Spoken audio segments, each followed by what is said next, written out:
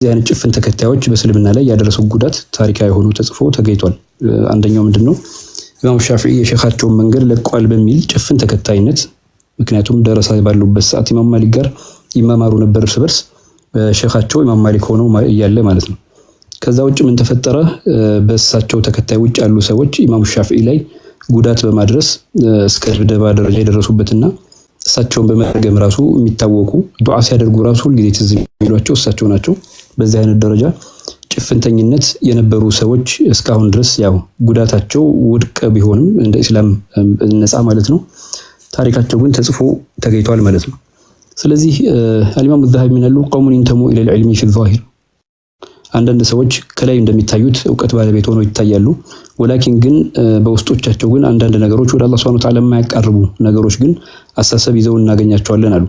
እነዚህ ደግሞ ያው ከዛ ውስጥ የሚገቡ ሆኖ እናገኛቸዋለን ይላሉ።